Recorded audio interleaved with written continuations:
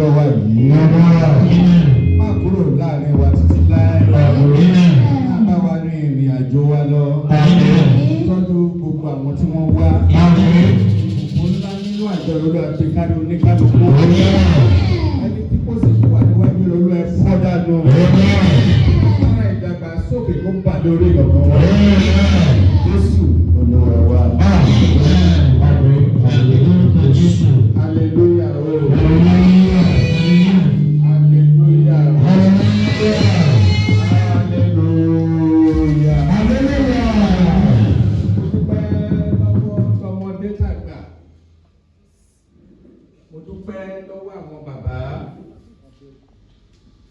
Most especially the chairman of unification. Àti bàbá bíṣọ̀pù olórí akílẹ̀ Ìjẹ̀bú general. And the bishop nation. Mo dúpẹ́ lọ́wọ́ wọn. Father appreciates you all. Bí wọ́n ṣe ń tu ọkọ̀ unification of Zion Ìjẹ̀bú. As the spirit boats of the unification in Ìjẹ̀bú land. Ọkọ̀ náà ní dojúdé lórúkọ Jésù. Amen. Wọ́n fi tọkàntọkàn taratara ṣe. They use all the part of the body to be. Pé orúkọ Zion kò má bàa rẹ̀. For the name of Zion not to go down. Ṣé orúkọ Episcopal náà ń lò? It is not the name of Episcopal they use. Orúkọ Zion ni. It's Zion name they use. Celestia wà. We have Celestia. CAC wà. And CAC also. Àwọn Seraph alálùmọ́lẹ̀ wà. And the Cherubim and Seraphim. Ṣùgbọ́n Zion là wà. But we are Zion. Ìrè ìje káwọn bàbá yẹn ń sá. It's the journey that the Father really did tonight. Gbogbo wa ká lè jẹ́ ìkan náà.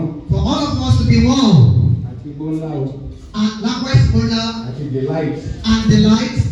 Àti gbogbo àwọn ọjọ́ tó kù tó wà ní Ogun State. With all the churches in Ogun State. Gbogbo làwọn ọmọ ìkókó jẹ́ kan náà. Or their struggle is for all to be one. Ó má dàbẹ́ pé bóyá ẹnìkan ṣẹ̀kù sẹ́ni tó lè bá wí.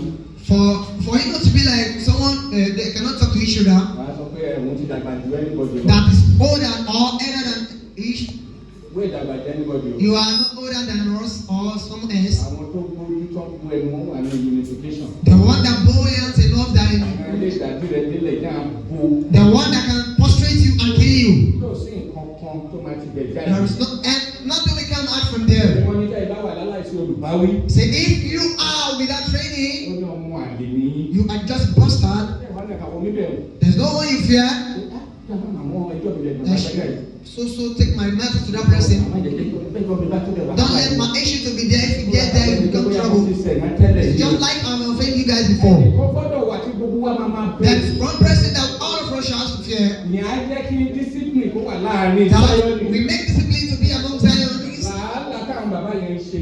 That is the struggle that Father do all times. Amen. As you are pleasing the boat of Zion, going forward. Amen. I appreciate you all. And appreciate all your kings.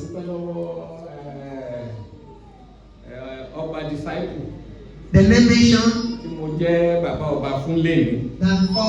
father to him today. The father king of disciples.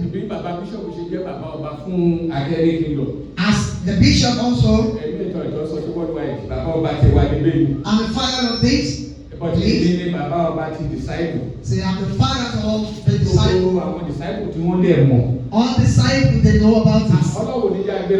Amen. Is today I know my honor among you. And today I know how big I am. And today I know the kind of person you used to make. For 15 years ago I've been in this Ìjẹ̀bú day. You just show me love not like it before.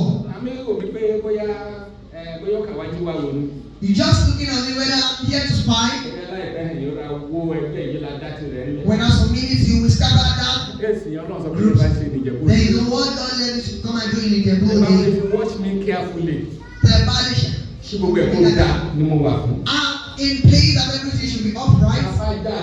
If we go outside, and we go outside and we put our money in the pocket of Satan. ṣe nǹkan yẹn kó mọ̀ pé àwọn èèyàn kan wá bá òun ṣe nǹkan. Even the person that will go there to do things you should Ọlọ́run ní ọjọ́ kó dára fún gbogbo wa o. Amen. Gbogbo àlàmà rówó náà o. Amen. Gbogbo àlàmà rówó lò o. Amen. Gbogbo àwọn tó kù tó fẹ́ ṣàjọ̀dún. The remaining people that want to do anniversary, Àbúrò tì ní ẹ̀ ṣe pẹ̀láyọ̀. we will stand with you and you doing the job. Ó dàbí ẹgbẹ́ lẹ́yìn àjọ̀dún ìgbà yẹn a lọ sí tàbá wíwá mi. Say after things program we are going to one place. White House. Okay, kí ẹ̀ ní fáìn. Báwo ni? Pa ẹlẹ́dẹ̀rẹ̀ nílẹ̀ ìtóbi jù yẹn. Ìlàlàjù ẹlẹ́dẹ̀rẹ̀ jẹ́ pa nílẹ̀. Saturday, àwa ti wà ń bẹ̀ ní Saturday. Ọ̀nà ìlànà àwa ìlú sọ fún mi èrè ènìyàn. A padà ní ìṣèlú. Bẹ́ẹ̀ ni. Irú àwọn bàbá ìkan wọ ṣọ́ọ̀ṣì kankan kí pẹpẹ yẹn kó kún báyìí. Ṣé inú alájọ̀ ní òní lù? Inú rà dùn. Àwọn àkáǹtì mo ń lọ bì kan mi ìráyè. Ọjọ́ àjọ̀dún ẹnìkan dédé wọ́n máa wọ́ lọ́bẹ̀ ni. Àwọn ẹgbẹ́ kéréje tẹ́ ẹ lọ dálẹ̀ ẹ wó palẹ̀. Social living in Jesus name. Amen. Bàbá ẹgbẹ́ nìkan bá fẹ́ ṣàjọ̀dún èdè wa wó lọ́bẹ̀ ni. Àti fẹ́ jù ú sí. We have taken a long time. By 4 o'clock, we should I decided to preach my own on my own. Nítorí láti bàbá ṣe fún wa fún ara rẹ̀. Àti ìrọ̀lẹ́. We are going home. Àkùtì ló kù báyìí. Now it's okay. Ìfọ̀ àjọ̀dún yìí náà ṣe é ṣàmọ́dún fún gbogbo wa o. Amen. Jésù Olúwa wa o. Amen.